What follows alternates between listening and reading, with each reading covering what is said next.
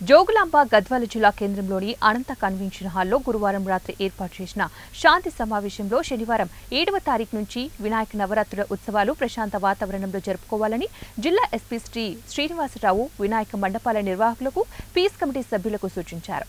వినాయక నవరాత్రి ఉత్సవాలు మిలాదున్నబీ పండుగలు ఒకేసారి వస్తూ ఉన్నందున జిల్లాలో ప్రతి మండలం నుంచి వచ్చినటువంటి వివిధ మత పెద్దలతో పీస్ కమిటీ సభ్యులతో శాంతి సమావేశంలో జిల్లా ఎస్పీ అందరి సలహాలను సూచనలు తీసుకుని ప్రతి ఒక్కరూ కూడా సామరస్యంగా పండుగలను జరుపుకోవాలని ఒక మతాన్ని ఇంకో మతం వారు ఆదరించుకుంటూ పండుగలు జరుపుకునే సంస్కృతి నడిగడ్డ ప్రాంతంగా పిలువబడుతున్నటువంటి జోగులాంబ గద్వాల జిల్లాలో ఉన్నది.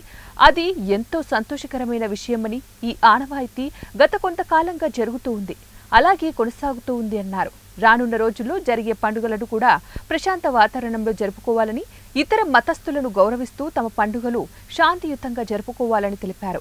అనుమతి పొందిన మండపాలకు నిమజ్జనం వరకు పోలీసు వారి సహకారం ఉంటుందని జిల్లా కలెక్టర్ కూడా అన్ని శాఖల అధికారులతో సమావేశం నిర్వహించి పండుగల సందర్భంగా చేయవలసినటువంటి ఏర్పాట్లపై ఆదేశాలు ఇవ్వడం జరిగిందని, పోలీసు అధికారులు ఇతర శాఖల అధికారులతో కలిసి సమన్వయం చేసుకుంటూ ప్రజలకు ఎటువంటి ఇబ్బందులు తలెత్తకుండా చూడటం జరుగుతుందని తెలిపారు. రాత్రి సమయాల్లో మండపాల దగ్గర తప్పనిసరిగా నిర్వాహకులు ఉండాలని, గస్తీ పోలీసులు కూడా అక్కడకు వచ్చి చెక్ చేయడం జరుగుతుందన్నారు.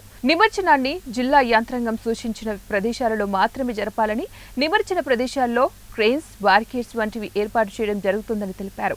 పండుగల సమయంలో అక్కడక్కడ ఏమైనా చిన్న సంఘటనలు జరిగితే లోకల్ పోలీసుల దృష్టికి లేదా 100 నంబర్కు సమాచారం అందించాలని తెలిపారు.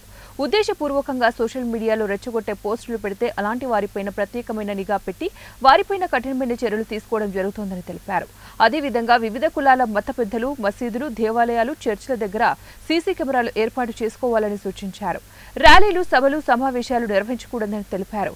గణేష్ మండపాల నిర్వాహకులు తప్పనిసరిగా పోలీసుల అనుమతి తీసుకోవాల్సి ఉంటుందని, ఇందుకోసం ముందుగా నిర్వాహకులు తాము ఏర్పాటు చేసే గణేష్ ప్రతిమ ఎత్తు, ఏర్పాటు చేసిన ప్రదేశం, నిమజ్జనం తేదీ, ప్రదేశం మొదలైనటువంటి సమాచారంతో తెలంగాణ పోలీస్ శాఖ ఆధ్వర్యంలో నిర్వహిస్తున్నటువంటి పోలీస్ ప్రోటోకాల్ వెబ్సైట్ ద్వారా మండపాల నిర్వాహకులు పూర్తి వివరాలను నమోదు చేసుకుని రిజిస్ట్రేషన్ చేసుకోవాలని, దరఖాస్తు చేసుకున్న అనంతరం సంబంధిత స్టేషన్ పోలీసు అధికారులు ఆన్లైన్ ద్వారా అనుమతులు జారీ చేస్తారని తెలిపారు.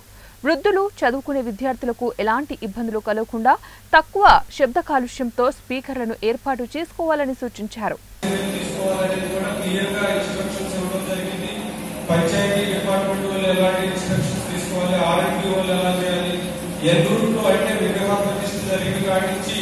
నిమజ్జనం చేసేటటువంటి ప్లేసెస్ ఎక్కడెక్కడైనా సరే రూట్స్ లో ఏదైనా ప్రాబ్లం ఉన్నా కూడా ఆ రూట్స్ అన్నింటినీ కూడా డ్యామేజ్ చేస్తాం. ఏదైతే పార్ట్ వస్తుంది అవన్నీ కూడా ఫిల్ చేయడం గురించి కూడా క్లియర్ గా ఇన్స్ట్రక్షన్స్ ఇవ్వడం జరిగింది. అందరినీ ఒకసారి జిల్లా లెవెల్లో కూడా పిలిచి మీ అందరికీ కూడా మా తరఫున మీ అందరితో మాట్లాడాలనేటువంటి ఉద్దేశంతో ఈ కార్యక్రమాన్ని ఆర్గనైజ్ చేయడం జరిగింది. ముఖ్యంగా మన జిల్లాలో పోలీస్ డిపార్ట్మెంట్ మొత్తం కూడా ఈ వినాయక చవితి సందర్భంగా భక్తులందరికీ కూడా ఎలాంటి అసౌకర్యం కలగకుండా అన్ని రకాల చర్యలు తీసుకోవడంలో వాళ్ళు నిమగ్నమై ఉన్నారు. అన్ని డిపార్ట్మెంట్స్ తో కూడా మేము కోఆర్డినేట్ చేసుకుని ఉన్నాం. కాబట్టి మీరు క్లియర్ గా మీరు విగ్రహ ప్రతిష్ఠ చేసేటప్పుడు ఆ విగ్రహానికి సంబంధించినటువంటి డీటెయిల్స్, ఏ రోజు నిమజ్జనం చేస్తారు, ఏ ప్లేస్ లో నిమజ్జనం చేస్తారు అనేది మీరు ఎన్షూర్ చేసుకోవాల్సినటువంటి అవసరం ఉంది. ఎక్కడా కూడా మీరు ఏం చేయాలి అంటే ఎట్టి పరిస్థితుల్లో కూడా లోకల్ విసిరిటీలో ఉన్నటువంటి ఎవరికి కూడా ఇబ్బంది కలిగించేంత పరిణామంలో డీజే సౌండ్స్ కానీ లేకపోతే ఎక్కడా కూడా మనం భక్తి శ్రద్ధల కన్నా కూడా అదర్ ఆస్పెక్ట్స్ మీరు ప్రాబ్లమ్స్ ఇవ్వకూడదు. సో పోలీస్ డిపార్ట్మెంట్ కూడా మేము అన్ని పండాల్స్ కూడా కవర్ అయ్యేటట్టుగా మేము బీట్స్ కూడా ఏర్పాటు చేయడం జరుగుతుంది.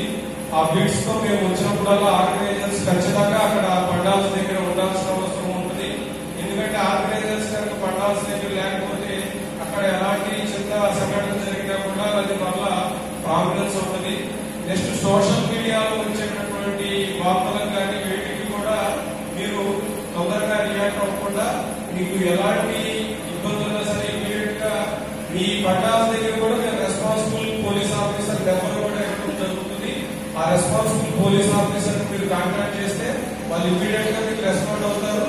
లేదా ఎస్ఐ గారు ఉంటారు, లేదా ఇన్స్పెక్టర్ గారు, ఎస్పీ గారు. సో మేమందరం కూడా